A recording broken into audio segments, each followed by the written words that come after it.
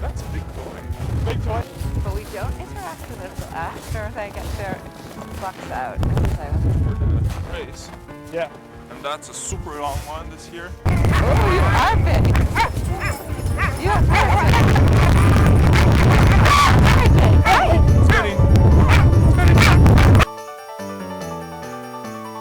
Children often ask me, where do I get the ideas for my books? Book ideas come from many different places.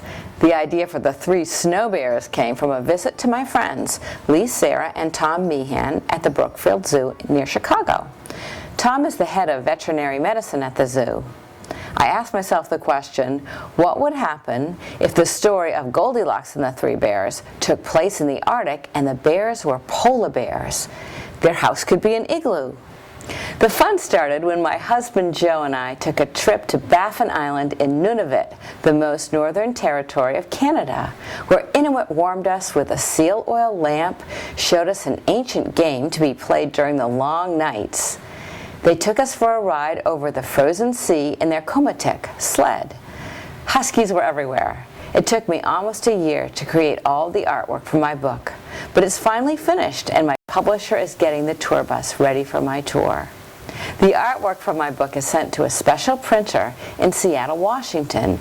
They make the colorful murals for the bus. Then the murals are shipped to Orlando, Florida and put on the bus in a special process that's not unlike hanging wallpaper. I love going out on tour, and this year, as always, my pal Hedgie is traveling with me. We're ready to go.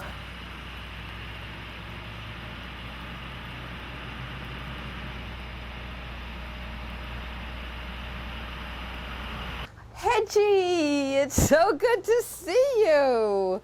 Well, you can help me load the bus. I brought a package, and I know that your special treat is M&Ms, so I brought some M&Ms for you. And I hope you brought your PJs. We're going for 2.5 weeks. Here, hold this package. You can put it on the bus. Oh, we're packing the bus. We've got a lot of things on this bus, like a bicycle, and we got your treats, and we got a place for you to sleep. Don't worry, you're not sleeping in there. Okay, just put that right in. Oh, excellent. Thank you. And now we'll get you on the bus. Off we go. Oh, Hedgie, hold on tight, getting up those stairs. Okay, Hedgie, in you go.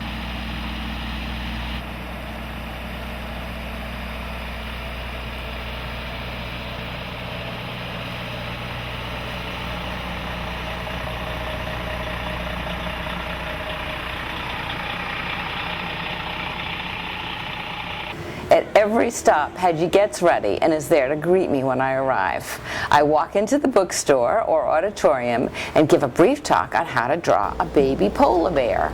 Oh, here we are. Hedgie, hi, good to see you. Did you have a good rest?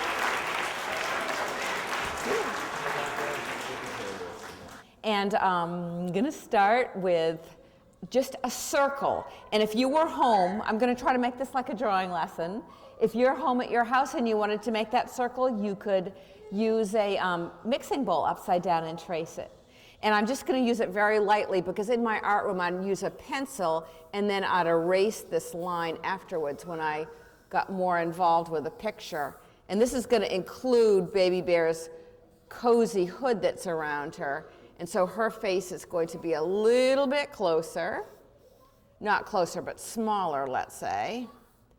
And when I'm drawing this, I'm thinking of the baby bear that I've seen at Brookfield Zoo, which has got to be one of the cutest baby animals on earth. I know many of you have seen this little bear. And she will have sticking out ears that as they get older, those ears will seem to recede right into their fur because it's often classed as a marine mammal. Polar bears spend much of their time in the water and are great swimmers. They can be seen hundreds of miles away from land and away from the ice, just swimming in the ocean for long distances. And then those ears will just go right into the fur, which I'll talk about more later because I learned so many interesting facts here at the Brookfield Zoo about polar bears. Now halfway down that circle, I'm going to make 2 little circles that will be her eyes. And I'm leaving a little teeny white left where I'm not drawing at all, because those are the sparkles in her eyes. And if you look at the person next to you, you're going to see sparkles in their eyes because it's the light reflecting. So whether you're drawing an animal or a person and you want to give it that realistic look, you can leave that little white space and it will look like the eyes are reflective as opposed to someone's skin or fur, which doesn't have quite that shininess. But her nose will. And I am going to add the nose before I get into the details. And I'm just going to make a square with rounded edges, and that's a little bit shiny too. And then there's a part that comes down a little bit to where her mouth will be. And this looks a little bit cartoonish right now, but I think as I continue with my drawing, I'll be able to make her look a little bit more like the character that you might see in the book. And now I'm going to do a little bit of extra work on her eyes. And before I do it, I want to do a demonstration where I lose all my dignity. But it's an important point for all of the children here that are artists. Because when you're drawing a character, whether it's an animal or it's a person, even a robot, all the expression is going to be in the eyes and some in the body language. And so my demonstration is going to be, I'm going to cover up my face except for my eyes. I'm going to turn around and then I'm going to think of an emotion. I could be happy, sad, scared, surprised, puzzled. And then I'm going to turn around and then it's up to you. You can just say out loud what you think I'm thinking. And you know that when you come home from school and you see a grown-up or you see your brother and sister, the first thing you do, whether you realize it or not, is look at their eyes to see what they're thinking. And they could be sleepy, they're just waking up from a nap, or they could be mad because they stubbed their toe, or it could be your best friend just found out they're going to Disney World and they're all excited and they have that sparkle in their eyes because they can't wait they're so anticipating it. So all those things that we see just in an instant, because as human beings we're so receptive to that expression on each other's faces. So here, are you ready for the first one? Here goes the first one.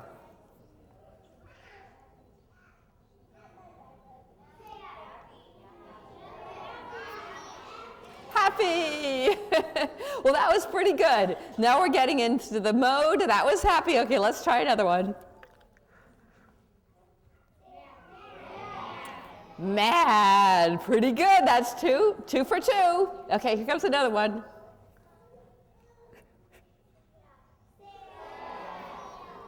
Sad. Okay, that's three. Okay, let's see what other one have I got up my sleeve. Okay.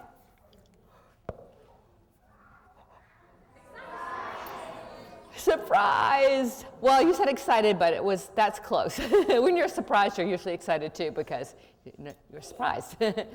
And now I'm thinking about what Baby Bear is going to be thinking.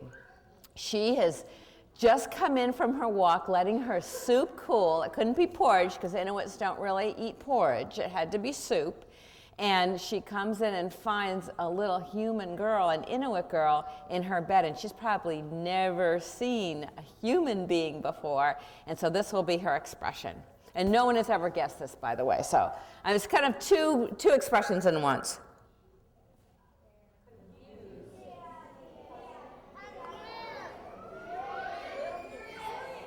She's kind of curious. You got it. You're the only one who's ever said curious. But it's like confused, curious, and puzzlement and wonderment, all those things at once. So I'm going to start that kind of look on Baby Bear's face. And the way I'm going to do it is when you have an animal that looks like a human, we say that it's anthropomorphic. It's a big word.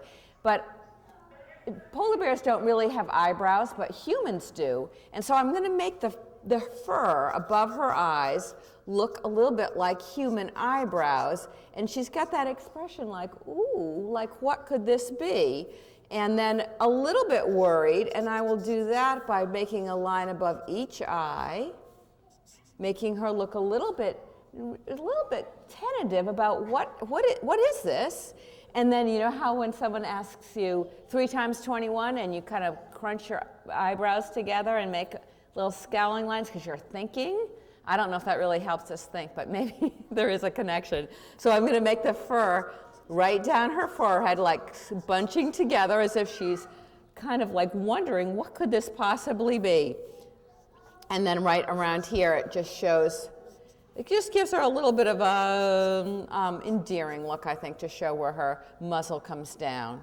And she's got a little bit of an O, like on her mouth. And then I think I better finish the hood. And then I will use a little bit of shading, and I'll keep going with that expression.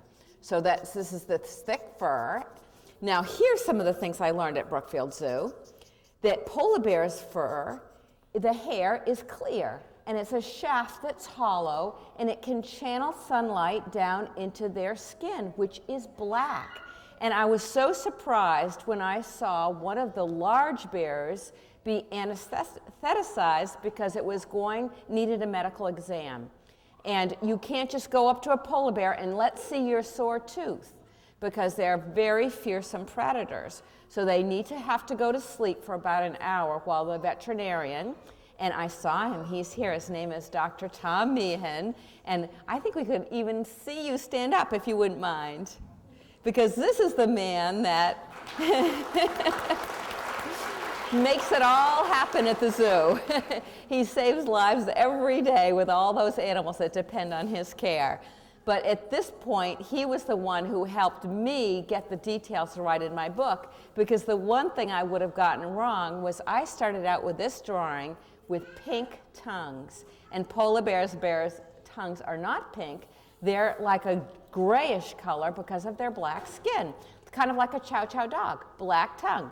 And if I didn't know that, I would have gotten so many letters from biologists and specialists everywhere saying, you really don't know too much about polar bears, do you, dearie? You just put those pink tongues in and gave it all away. So I was very grateful for the experience. And I also got to pick up one of those paws, which is as big as a pie plate, and I got to sniff it because I wondered what it smelled like, and it smelled a little bit like a dog in a good way. Now this polar bear is going to be wearing the traditional Inuit parka. And they differ. The men's parka goes straight across. Now his is up a little bit because he's raising his arm. And then the women's and little girls' parkers will come down like a little apron in the front and in the back. And that's traditional. I don't know the reason why it does that. But the other way you can tell, and from a long distance away, when you see people dressed up in their furs, you can hardly tell who's a boy and who's a girl except for the shape of their parka. And the women will have a great big long hood that comes down to here called an amati. And you can put things in it that you don't want to freeze. Like if you're going on a long trek, you could put your water there and it wouldn't freeze up. Or if you're a mom, you can put your baby back there, and it's very cozy. And when you put the hood up, there's lots of air in there for that little baby to be cozy and protected from that severe, severe weather. And to this day, all the women up there carry their babies around. And see, there's a little strap that goes up and around that makes it like a little backpack. So you're not going like that with your neck. And this is the same shape as the woman's amati. So I'm going to just put the edge up here. And she's made one out of a ground squirrel, which we hadn't seen, but it's that brown with white dots on it. And these little squirrel skins are small and they're sewn together.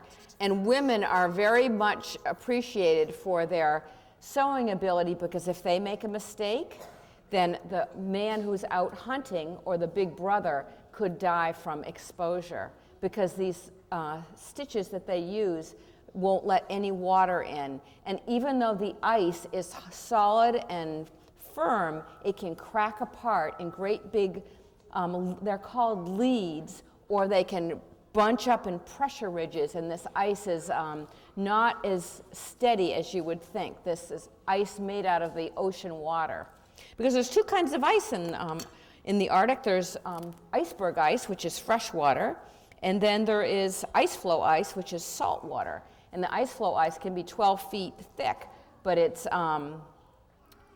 not really flat, but it moves around with the currents. Whereas the icebergs mostly come from Greenland, and they're calved from a glacier, and they're very tall, and they can capsize, and they are made into beautiful shapes from the erosion of the wind and the currents. So they have like holes that go through them and all kinds of shapes.